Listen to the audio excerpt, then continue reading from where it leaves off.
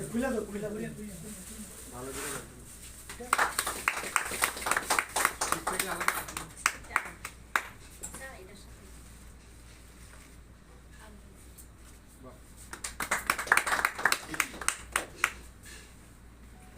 বিদায়ী অভিনন্দন mechanical certificate নম্বর 2 manage community deputy Agartala শ্রীযুক্ত ডক্টর মুকুল রায়।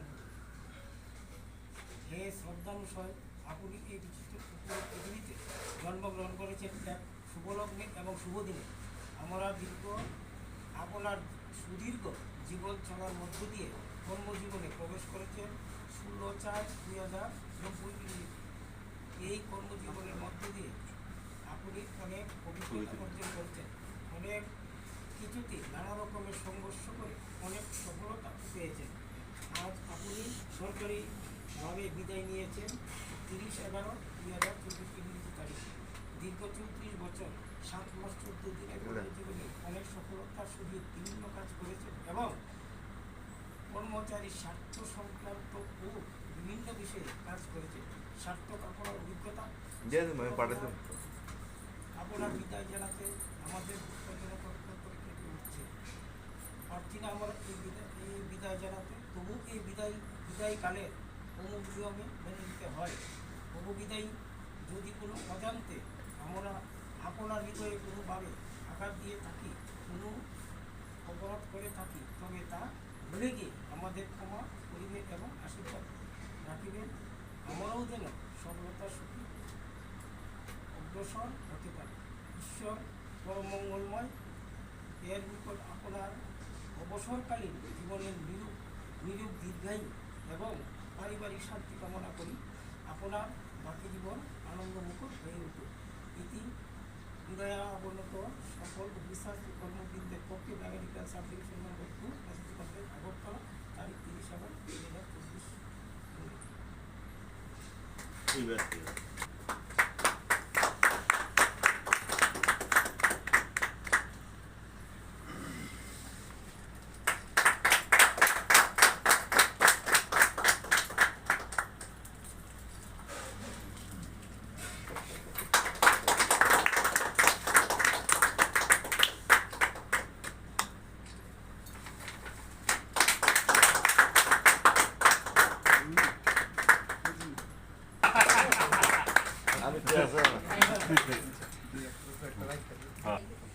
বিশেষ করে মুকুলদার সম্বন্ধে বলার মতন আমার কিছু নেই।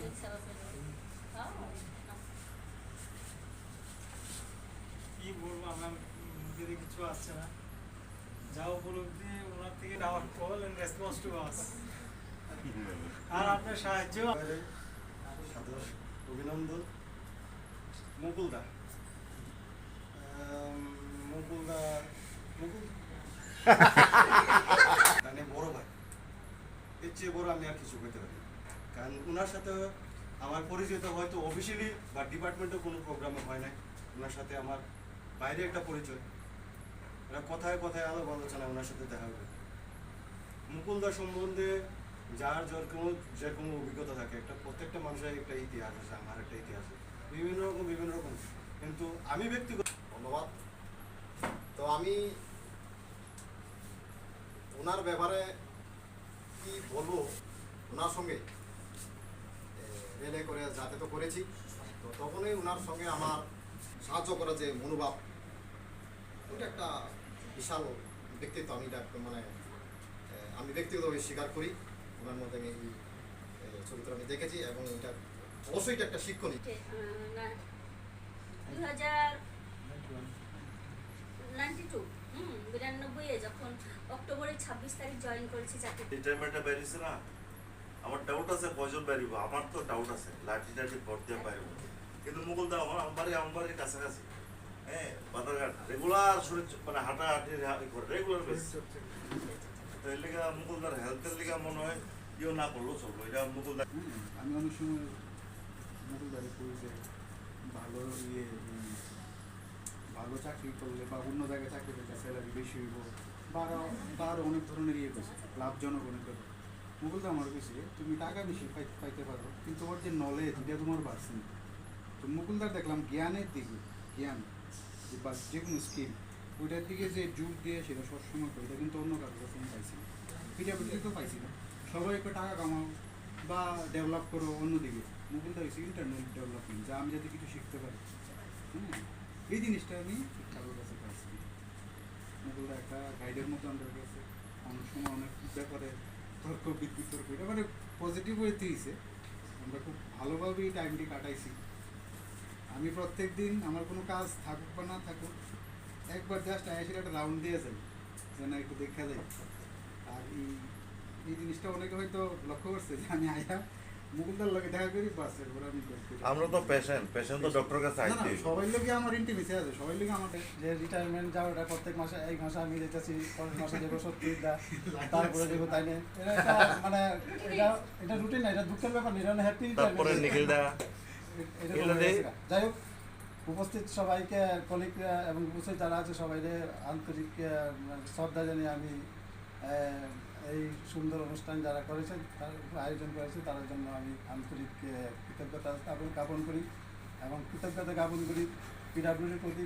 যেহেতু আমি এই পিডাব্লিউডিতে দীর্ঘ 40 বছরের নিচে, যদি 34 বছরের মতো কাজ করেছি, এত বড় ডিপার্টমেন্টে কাজ করা, মানে ডিপার্টমেন্ট বলতে এত টার্ন ওভার এত বেশি এই ডিপার্টমেন্টে কাজ করা সত্যি একটা ভাগ্যের ব্যাপার। তাই আমি নিজে কৃতজ্ঞতা বোধ করছি। আর হলো কিছু কথা, আমরা তো চাকরি সবাই করবো, আমরা সবাই করি, সবাই রিটায়ারমেন্টে যাবো, যারা আছে সবাই একদিন রিটায়ারমেন্ট করবো, এটা নর্মাল জিনিস। কিন্তু আমরা যখন চাকরি করি তখন আমরা পরবর্তী জেনারেশনের জন্য শূন্যপদ তৈরি করা, বা আমাদের যারা আছে তার জন্য যারা প্রমোশন পায়, সেই ব্যাপারটা কিন্তু খুব জরুরি ব্যাপার। আমি যখন 2090 সালে কর্নেল চৌমুনিতে এই সাব ডিভিশনে জয়েন করি, তখন আমি একটু দেরিতে আইতাম। আমার পরে হ্যাঁ 1990 জয়েন করতাম, তখন আমি একটু দেরিতে আই, অফিস যখন ঢুকতাম তখন পট শব্দ শোনা যেত। কী করতো? জুরন্দি নালে হরিপদ দা তখন টাইপ করতো তখন এই শব্দ শুনতাম। কিন্তু আর যদি কম্পিউটার যখন কম্পিউটার থাকলে ডস মস এইসব আসলো না। এই কম্পিউটার মানে কত i5 12 জেনারেশন আয় বসছে, ঠিক আছে? মোবাইল তো তখন আসিলই না।